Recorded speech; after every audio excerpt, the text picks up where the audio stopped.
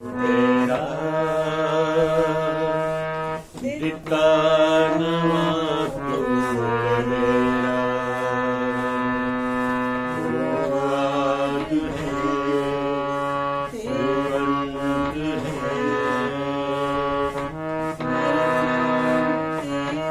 अंत है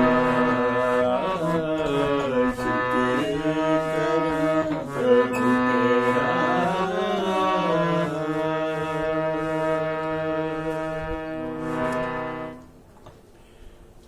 एक बार फिर से आपका धन्यवाद है, आपका स्वागत है। सुबह की इस छोटी सी इबादत में मैं खुदा का शुक्र अदा करता हूँ और आपका भी शुक्र अदा करता हूँ कि आप सुबह सवेरे खुदा के कामों में, खुदा की बातों में और खुदा की हजूरी में आ जाते हैं। आज तो ख़ास दिन है, इतवार का दिन है और हम सबको चाहिए कि हम खुदा के नाम का सिमरन करें, खुदा के वचन पर ध्यान करें, जो कि आज के हालात में बहुत ज़रूरी है। आज दुआओं की बहुत ज़रूरत है, इसीलिए मैं हर सुबह आप सबके लिए दुआएं करता, इल्तिजाएं करता कि खुदा आपको अपनी पहचान में रखे, अपने हाथों में रखे। माँ बाप की दुआएं बच्चों के लिए और बच्चों की दुआएं माँ बाप के लिए, बहनों के लिए, भाइयों के लिए बहुत ज़रूरी है। खुदा का खासा हमेशा रहम फरमाना है और वो अपने गुस्से को और अपनी नाराज़गी को कुछ ज़्यादा देर तक याद नहीं रखता है, क्योंकि हम उसके बेटे और उसकी बेटियां हैं और बाप कभी नहीं चाहता कि उसका बेटा तंगी में रहे, तकलीफ में रहे।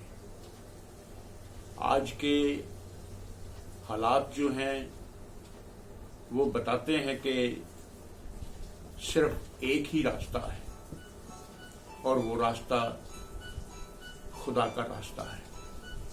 हमें उसकी राहों पर चलना है और उसके कलाम में आगे बढ़ना है।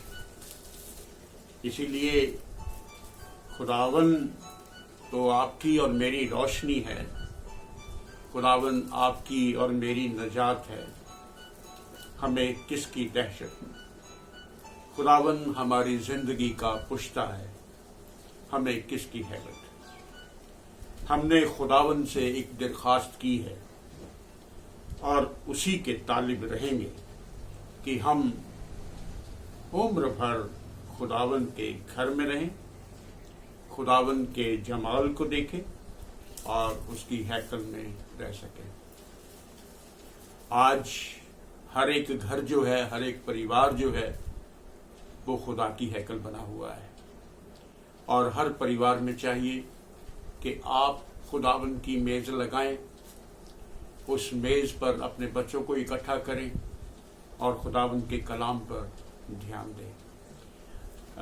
आज का वचन जो मैं आपके सामने शेयर करना चाहता हूँ, वो मेरे साथ जितने लोग जुड़े हैं, बच्चे जुड़े हैं, बुजुर्ग जुड़े हैं, मैं चाहता हूँ कि वो यूहन्ना की अंजील है, उसका 15 अध्याय है। यहाँ पर आज के लिए इस तरह से लिखा हुआ है कि सच्ची दाखलता तो मैं हूँ और मेरा पिता जो है वो किसान है, और जो डाली मुझ में है और नहीं फलती वह उसे काट डालता है, और जो फलती है वह उसे छांटता है ताकि और फले। तुम जो उस वचन के कारण जो मैंने तुमसे कहा है शुद्ध हो, तुम मुझ में बने रहो और मैं तुम में। जैसे डाली यदि दाखिलता में ना बनी रही तो अपने आप में नहीं फल सकती, वैसे ही तुम भी यदि मुझ में बने ना रहो तो फल नहीं सकते। आज अपनी जिंदगी को और अपने आप को खुदा के साथ जोड़े रखना बहुत जरूरी है। खुदा उनका कलाम फरमाता है कि जो डाली मुझ में नहीं रहती वो काट डाली जाती है।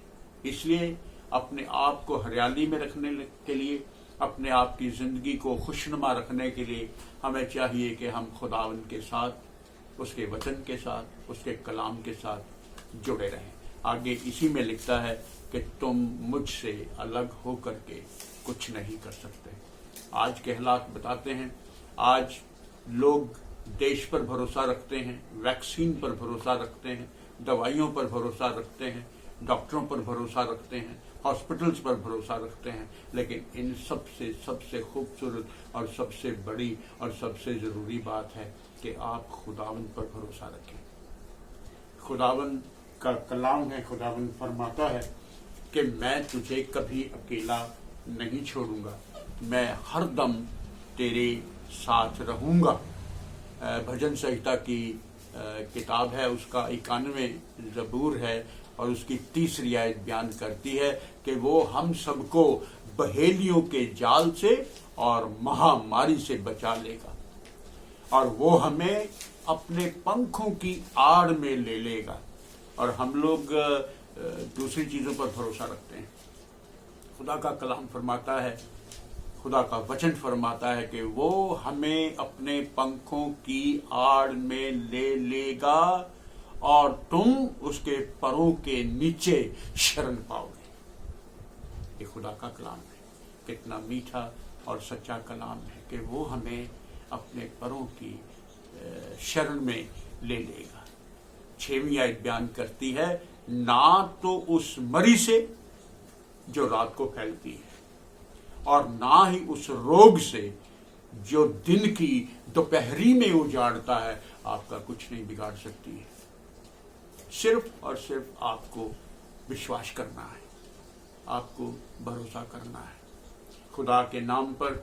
आपका खुदा के नाम से, खुदा पाक रूह, खुदा बेटे, खुदा बाप के नाम से अगर आप एक पानी का गिलास भी सलीब का निशान बना करके उसको पी लेते हैं तो वही आपके लिए सबसे बड़ी वैक्सीन हो जाएगी। वो आपकी डायबिटीज़, आपके हाइपरटेंशन, आपके सीविए, आपके कैंसर की सारी बीमारियों को दूर कर सकता है। शर्त ये है कि आपको विश्वास करना होगा। दुनिया का ये दौर है, दुनिया कहती है कि पहले देखो और फिर विश्वास करो, लेकिन खुदा का कलाम और खुदा की बातें बताती हैं कि पहले विश्वास करो और फिर देखो।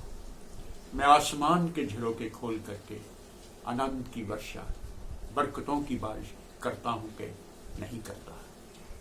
यशाया की किताब उसका 41वां अध्याय है, उसकी 10वीं आयत बयान करती है कि मत डर, मत डर, मत डर, तुम्हारा मन व्याकुल ना हो, तुम परेशान ना हो, कोई दुविधा को परेशानी आपको तंग ना कर सके।